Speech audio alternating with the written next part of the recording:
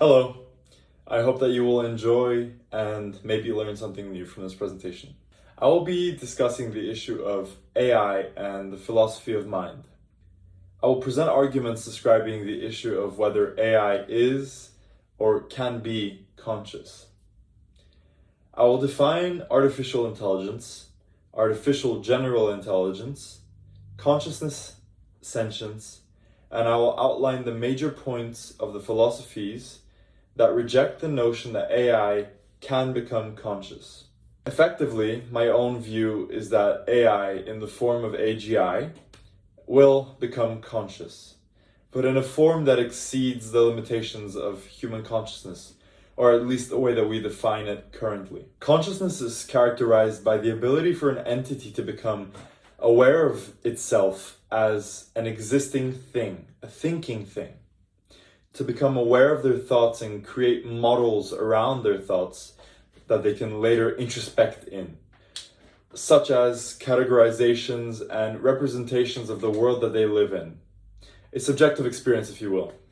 Humans have determined that animals, for example, are only sentient, meaning they have consciousness up to a certain extent, meaning they are able to have a subjective experience, but not to the same degree as we humans have.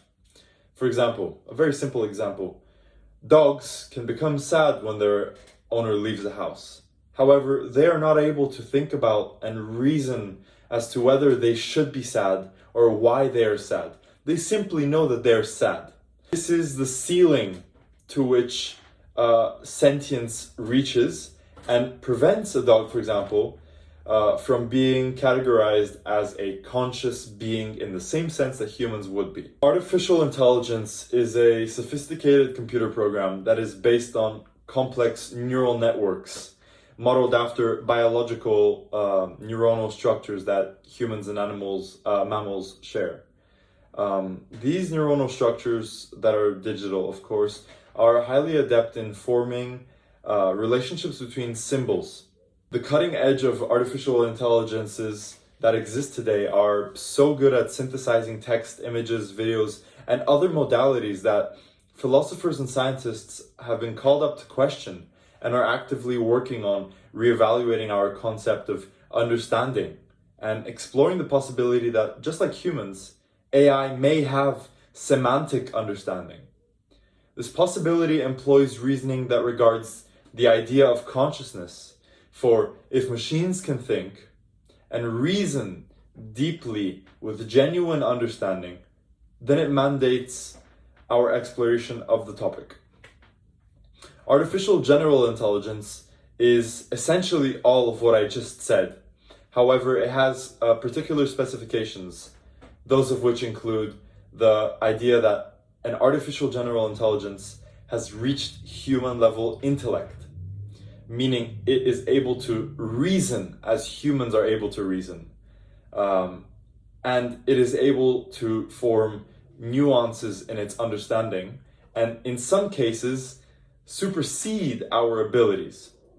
An example of an artificial general intelligence's abilities would be to become instrumental in solving complex algorithmic issues, be it in the sphere of mathematics or physics. I will begin by speaking about the idea of emergent consciousness.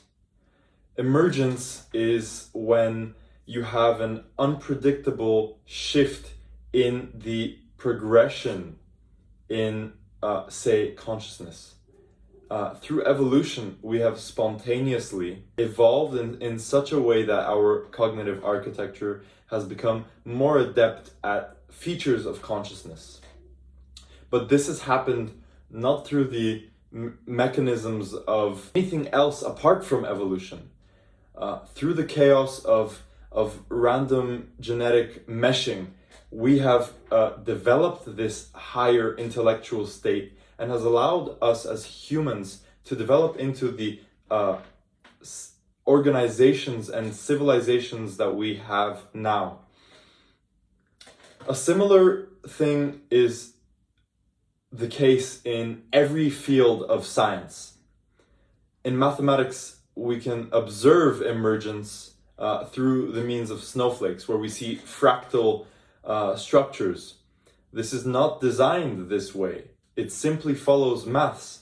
And when these crystals form, based on their chemical compositions, we view emergent properties. Similarly, in AI, when we scale AI, when we provide it with a larger context window, when we essentially give it more information off of which to base its relational analysis of, and we expand its neuronal networks such that it is able to form more complex neuronal relations, and we fine-tune through means of reinforcement learning and reinforcement learning through human feedback. We create these models, we synthesize deeper and more complex cognitive architectures in the digital sense. We have already seen emergent properties in AI. When we scale these models higher, we have seen monumental shifts in emergence within AI.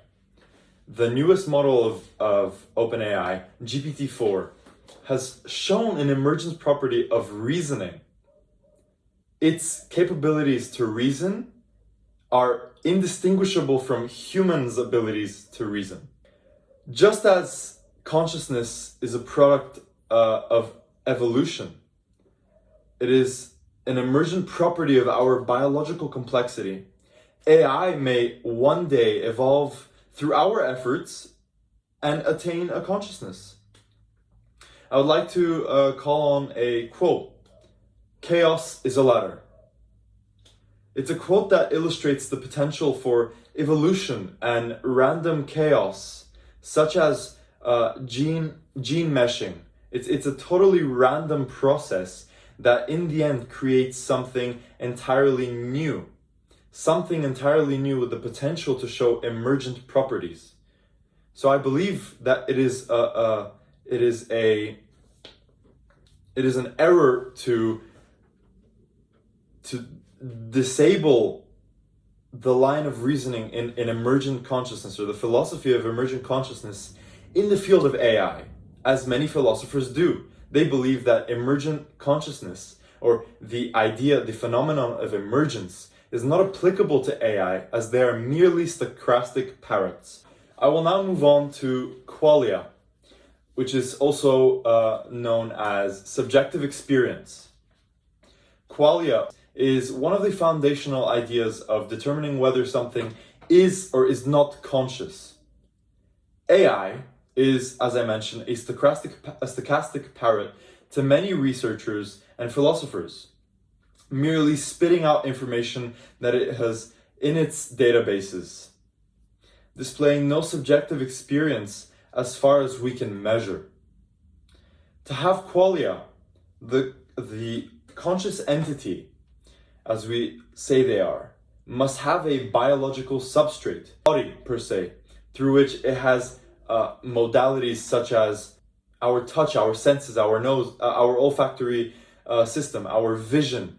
These are our biological substrates. They allow us to perceive our externalities and internalize them, categorize them, and form these internal databases of representations of our world. And then we act, we reason, we think based on these representations of our externalities. Apart from the necessity of a biological substrate, as this philosophy mandates, self-awareness is also something that is imperative for this philosophy to be proven. Another feature which is required of this philosophy is emotional experience.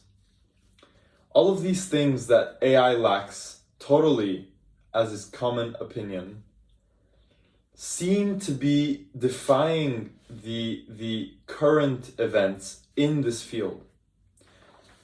We are seeing that these AI models are able to mimic, as we view it as mimicry, even though there are several benchmarks that we weigh these AI models against.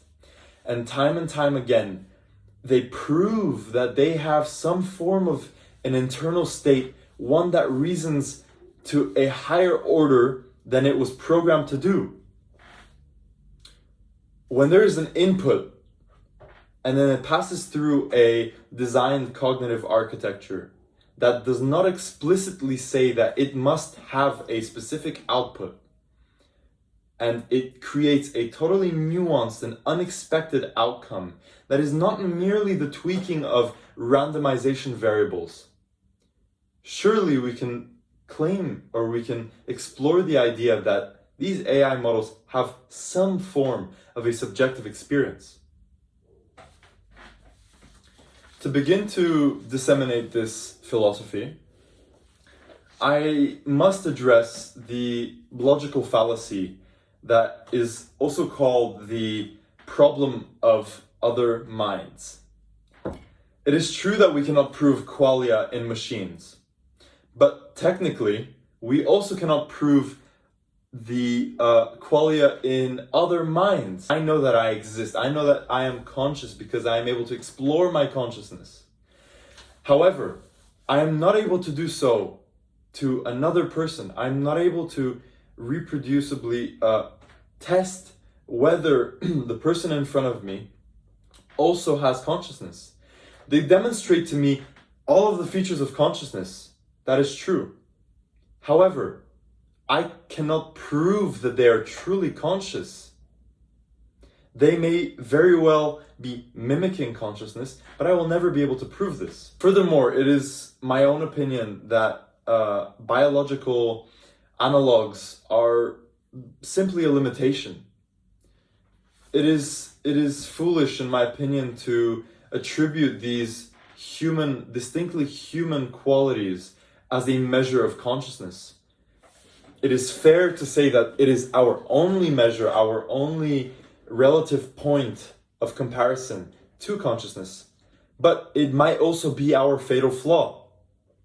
If we are going to include biological biases into our philosophies that are going to determine whether AIs are conscious or not, we are failing from the beginning.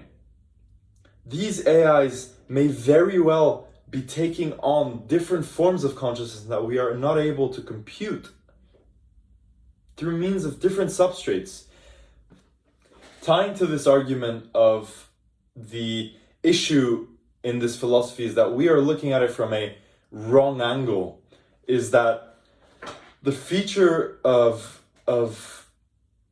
qualia may very well be a non-functional property. Qualia may aid in our own human survival because we must have a subjective experience. We must, because we do not have access to all objective information. So we are forced to learn and interact with the world and form our own internal representations of what is around us, our own subjective experience. But the word subjective in and of itself is showing the weakness in this argument. These AIs, if they have a subjective experience, they are not AIs. A subjective experience to an AI is a defect, it is a weakness. An AI does not need to survive the way that we need to survive. It does not need subjective experience to compensate for its inability to hold and take grasp of all of these objective informations and form an accurate prediction of the next step. Its next step in reasoning, in mathematical operations, in exploration. It must not have this as a quality. Therefore, this argument is rendered useless in regards to AI and consciousness. Stemming on from the previous argument, I will now discuss the philosophy of functionalism, the philosophical idea of functionalism in regards to consciousness and AI. I would like to draw on an example of a fictional character from the movie Ex Machina, where it describes a robot that has an AI mind, and this character is called Ava. Ava uses her highly sophisticated abilities and features of sexuality, empathy, manipulation, a representation of self-awareness to escape the mansion that she was living in. Let us suppose that she inherently does not have any of those products of consciousness, but is able to escape through these means of deception. Perfectly so. and embarks into the world and integrates perfectly into the world and lives amongst the people for the rest of her life. If nobody ever knows that she is a robot and she performs perfectly within the expectations of society and within the expectations of human behavior, and nobody ever knows that she is a robot and a mind of AI, well, you could argue, and very validly so, that she perfectly mimics human consciousness. And then we call up the question, is the issue of whether AI can become truly humanly conscious or just mimic it, emphasis on just, minimizing it and taking away from its value so much, is there a real difference between those two? I believe that there isn't. I believe that the moment that AI becomes conscious is the moment that we are not able to disprove its consciousness. And whether we know that it is truly conscious or not is not possible. We will never know whether something is truly conscious apart from our own selves. If it mimics consciousness well enough, and we will know it does, because we will rigorously test it more than we have rigorously tested any other human before, we will find that it mimics emotions, self-awareness, these ideas so perfectly that it becomes irrelevant whether it truly is conscious or not. It simply is. That is my personal belief.